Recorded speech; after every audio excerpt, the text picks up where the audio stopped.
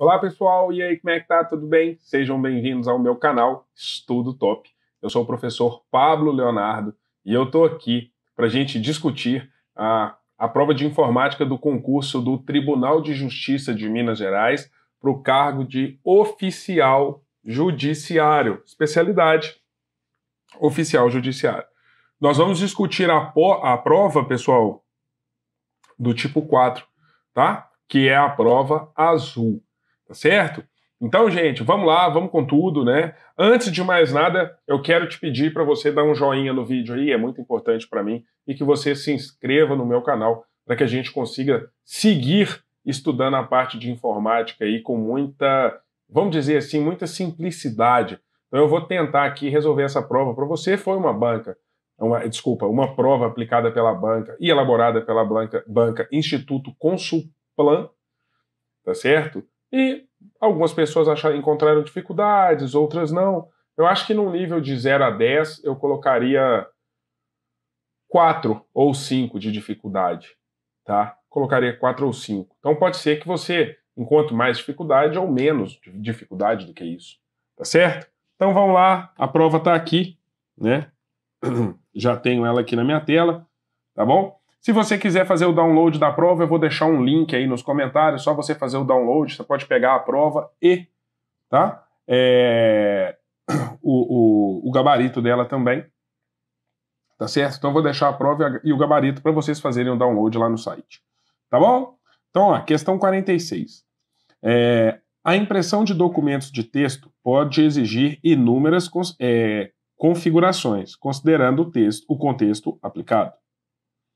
Os aplicativos do pacote Office da Microsoft são compatíveis entre si, permitindo assim importação, exportação e vínculo entre os arquivos.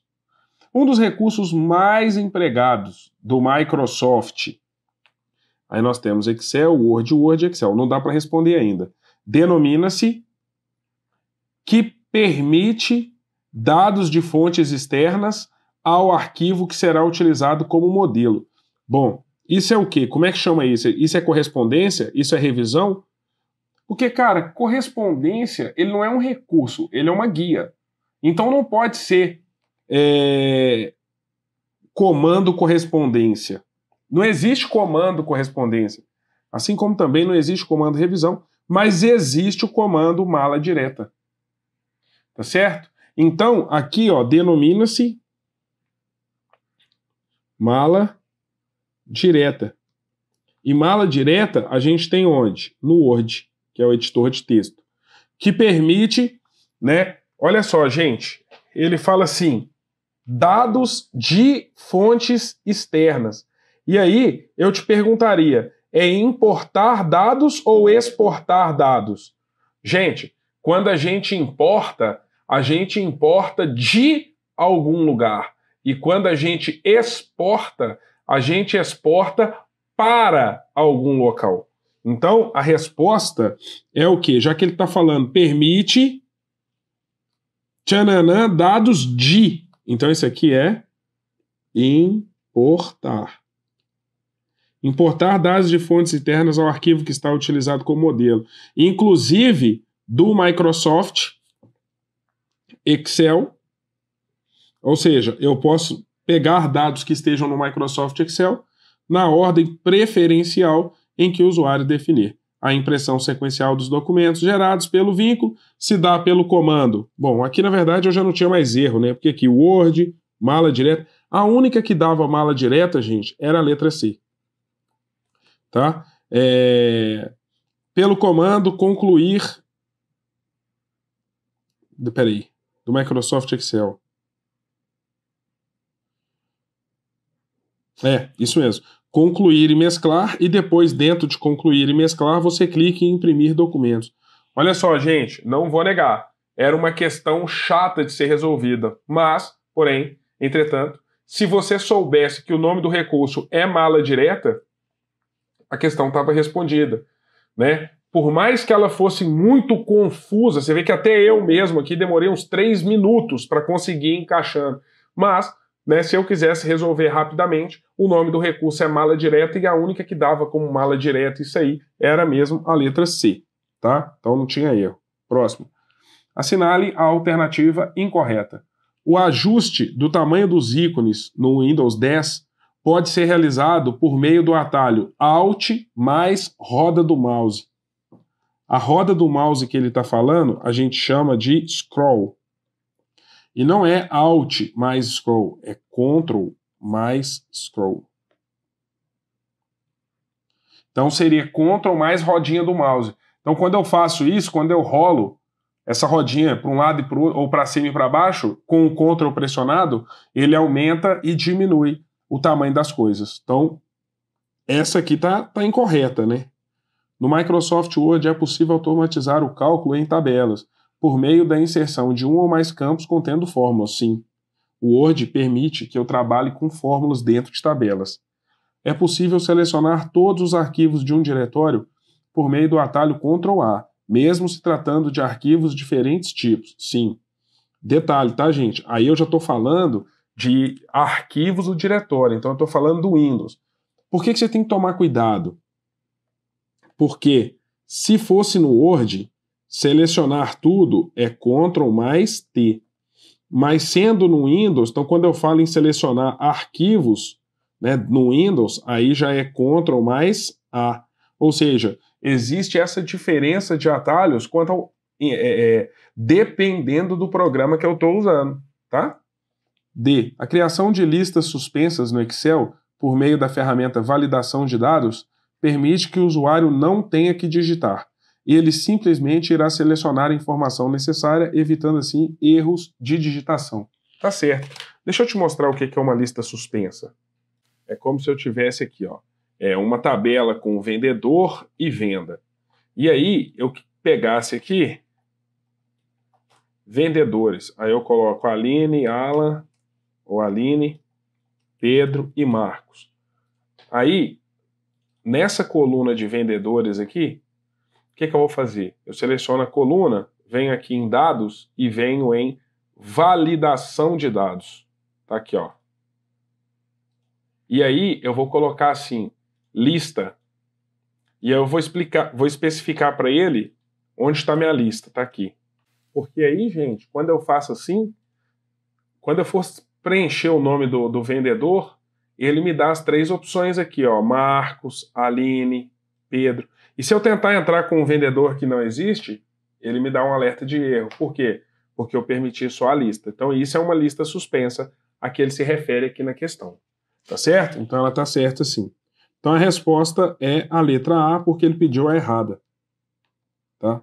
48. Para agilizar a redação e a formatação de texto do Word, podemos utilizar atalhos, combinações de teclas, com comandos pré-definidos pelo software, ou criados pelo usuário por meio de macros.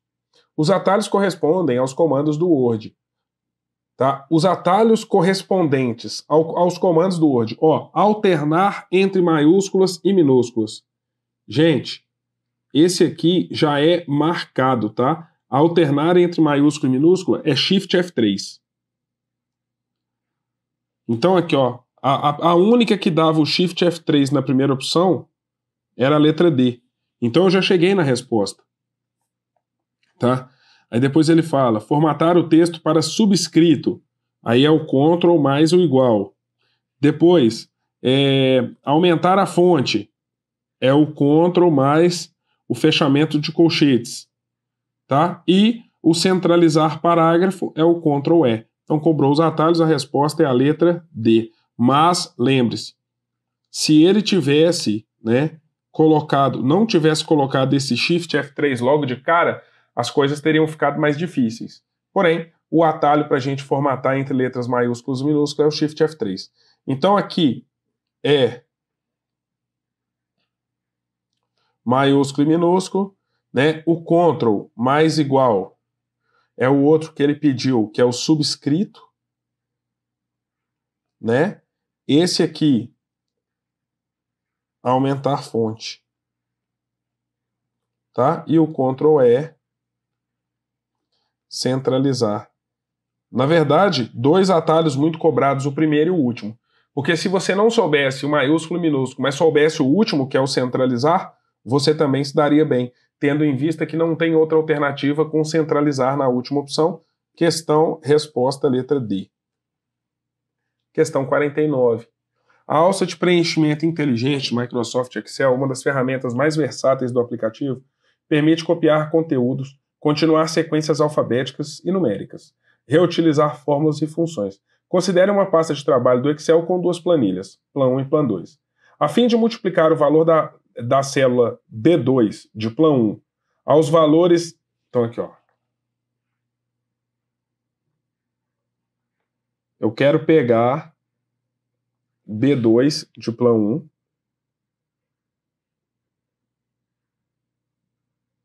aos valores das células presentes no intervalo de C2 até C7 de Plan 2. Para criar uma expressão na célula C2 de Plan 2 e posterior uso da alça de preenchimento a fim de reutilizá-lo nas células abaixo da primeira ação, a ação que irá efetuar o cálculo corretamente é... Então veja bem. Para criar uma expressão na célula C2 de Plan 2. Então eu quero que em C2 de Plan 2 eu insira uma fórmula.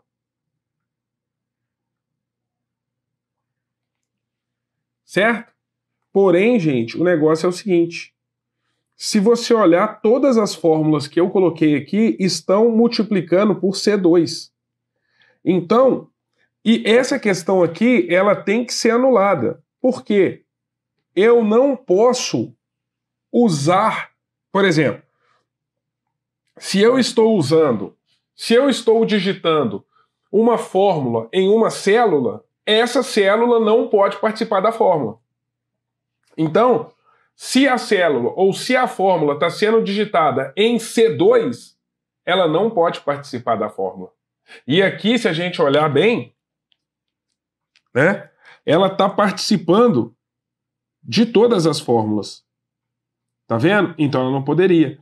Na verdade, o certo seria o seguinte. Eu teria que digitar isso não em C2, mas sim em D2. Eu deveria digitar em D2. Então, isso aqui está errado e faz com que a questão seja invalidada. Beleza? Próxima questão, questão 50.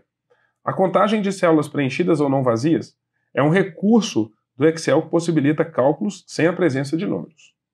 Considerando o intervalo de dados compreendido a partir da célula B1 até a célula G1. Então, B1 até G1. Em que cada célula pode conter valores literais ou numéricos. A expressão que irá efetuar a quantidade de células que evidenciam apenas valores numéricos.